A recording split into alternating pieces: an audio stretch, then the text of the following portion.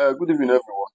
I want to share my perspective on one of the burning issues in our national development as of today, which has to do with the federal government of Nigeria through the Minister of Foreign Affairs in collaboration with the National Minister of Economic Planning and Minister of Justice, signing on our behalf an agreement known as the Samao Agreement, which is an agreement between the European Union and the Africa, Caribbean, and the Pacific states. And this agreement was entered and signed in sometime in November, entered in November 2023 at Apia, which is the capital of Samao. Samao is a state in the South Pacific Ocean with about nine archipelagos. So it's just an island, and it's being bordered with the United States of America, the state of Hawaii, and New Zealand. So that's where that agreement was signed, and that's why the agreement is popularly known as Samoa Agreement. It is important to note that this level, that this agreement between European Union and the Africa, Caribbean, and Pacific states is not of just a new phenomenon. It has been in existence since 1959. We have what we call the Yaoundé Agreement of 1959. After the Yaoundé Agreement, we also have the Lomé Agreement, entered in 1975. Then in year 2000, we also have the Cotonou Agreement. And this agreement between the European Union, the states of Africa, the Caribbean, and the Pacific is expected to last for 20 years. So upon the expiration of this agreement, they are expected to, draft the agreement and look at the existing economic and political realities and adjust to reflect the existing status quo before another agreement will be entered. It is important to know that since 2001, the Cotonou Agreement expired. We also have the Noma Agreement too.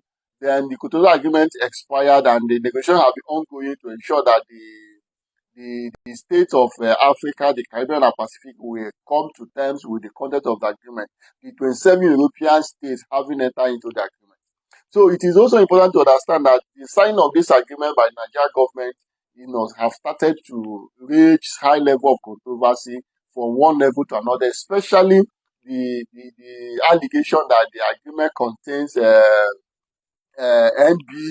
NBGTQ, which is the lesbian, the gay, the bisexual, transgender, and Q rights, which African states or Nigeria as a state have actually, there's a high level of rejection by the members of public, especially the religious institution, that that agreement having contained the such sexual right is against our culture as a religion, and also contrary to our law passed in the Same-Sex Marriage Act of 2014.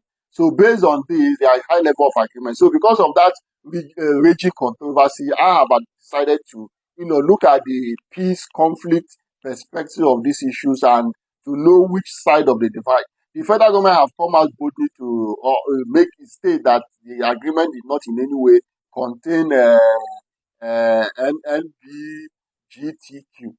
So, and for that reason, I have decided also to take a critical examination of that agreement.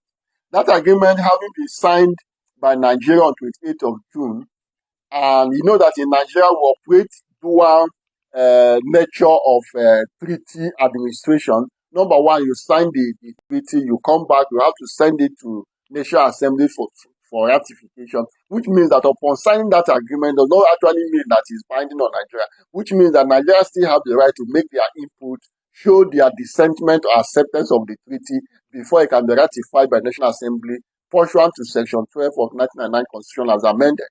So in this regard, I want to state clearly that that agreement contains some certain clauses that actually is supposed to give us a sense of concern